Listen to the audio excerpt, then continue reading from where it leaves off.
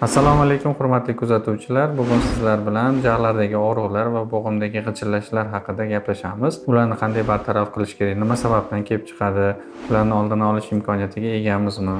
Shu haqida kerakli ma'lumotlarni berishga harakat qilamiz.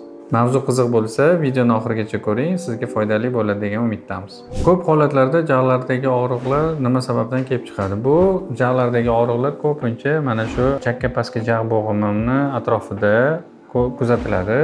Bu narsani asosiy sabablaridan biri bu bizda prikus balandligimizni, ya'ni prikus balandligimizning yo'qolishini hisobiga ko'p holatda kuzatiladi. Bu narsa qachon bo'ladi? Qachonki tishlarimiz yedirilgan bo'lsa, tishlar yedirilganda bizda prikus balandligimiz pasayadi. Ko'pincha bu narsa yuzimizni pastki 1/3 qismi bilan bog'liq. Yuzimizni pastki 1/3 qismini pasayishi prikus balandligi bilan bog'liq holatda keladi, birgalikda keladi. Mana shu tishlarni yemirilishi, bu narsa ko'pincha bruksizmda, ya'ni tishlarni kechasi g'ijirlatadigan bemorlarda ko'p kuzatiladi. Ularning tishlarni yemirilishini hisobiga bizda bo'g'im boshchamiz, ya'ni pastki jag'imiz holatini o'zgartiradi. Mana shu o'zgartirilganini hisobiga bo'g'im boshchasida nagruzka, ya'ni bosim hosil bo'ladi. Mana shuni hisobiga og'riqlar ko'p kuzatiladi bo'g'im boshchasida. Yana boshqa bir sabablardan biri bu tishlarni yo'qotilishi, ya'ni orqa tomondagi chaynovchilarimizni ko'p holatlarda olib tashlashadi va uni o'rniga tish qo'yishmaydi.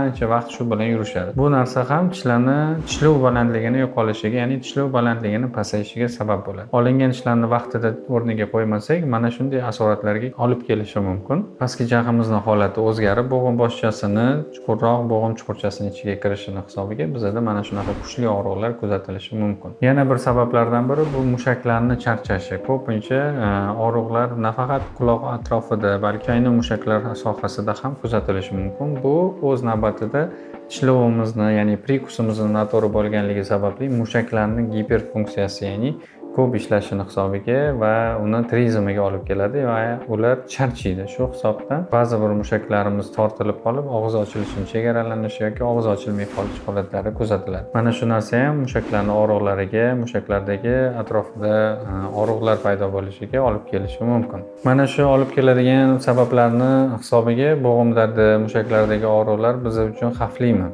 Bo'g'imdagi og'riqlar albatta kuchli agar og'riq beradigan bo'lsa, og'iz ochilishining chegaralanishiga, og'iz ochilmay qolishiga sabab bo'lishi mumkin. Shu sababdan ko'p holatlarda bo'g'im boshchasining joylashuv joyi o'zgaradi va u yerdagi oziqlanish buziladi. Bu narsa bo'g'im boshchasini o'zgarishiga, ya'ni artroziga olib kelishi mumkin. Bo'g'im boshchasining yemirilishiga. Agar biz uni o'z navbatida, o'z vaqtida davolamasak, artrozdan boshqa kasallikka, ya'ni ankiloz kasalligiga o'tib ketishi mumkin. Ankiloz bu ikkita suyakni bir-biriga birikib qolishi va bu narsa og'iz ochilishini chegaralanishi yoki og'iz ochilmay qolishiga sabab bo'ladi. Bunday holatlarda faqatgina operativ, ya'ni jarrohlik yo'li yordamida bo'g'im boshchasini olib tashlab, uni o'rniga implant yordamida qayta tiklanadi. Shunday holatlarga yo'l qo'ymasligimiz uchun vaqtida biz tishlov balandligini qaytadan tiklashimiz, bo'g'im boshchasini holatini yaxshilashimiz kerak bo'ladi. Bo'g'im boshchasini g'ijirlashi, ya'ni mana bunaqa ovozlar chiqishiga nima sabab bo'ladi? Ko'pincha g'ijirlaydi. Buni asosiy sabablardan biri bu og'iz bo'shlig'imizdagi super kontaktlar. Ya'ni qaysidir tishimiz qiyshayshi, qaysidir tishimizdagi ortiqcha plombalar yoki ortiqcha qo'yilgan konstruksiyalar yoki qandaydir ortopedik moslamalarni noto'g'ri qo'yish hisobiga yuzaga keladi. Mana shuni hisobiga pastki jag'imizda holati o'zgaradi. Bu narsa bo'g'im boshchasini holatini o'zgarishiga sabab bo'ladi. Albatta, bo'g'im boshchasi bilan bo'g'im chuqurchasi, bo'g'im donboqchasini orasida o'zining maxsus sustavnoy diski bo'ladi. Mana shu disk og'iz ochilib yopilganda ikkita suyakning orasidan chiqib kirishi bizga mana shunaqa ovoz eshitilishiga sabab bo'ladi. Bu shilchoq.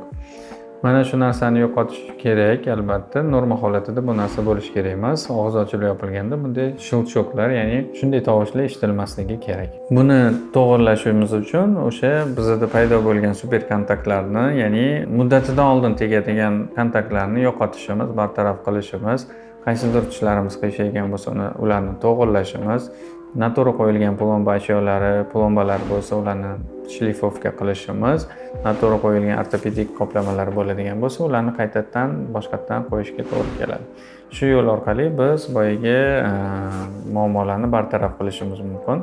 Agar prikus balandligi pasaygan bo'lsa, unda biz prikus balandligini, tishlov balandligini qaytadan yana tiklashimizga to'g'ri keladi. O'shandagina boyagi og'riqlarimiz, qirsillashlarimiz, g'ichirlashlarimiz ketadi. Shu mavzu bo'yicha qo'shimcha savolinglar bo'lsa, izohlarda yozib qoldiring. Imkon boricha javob berishga harakat qilaman. Keyingi sonlarda ko'rishguncha, xayr.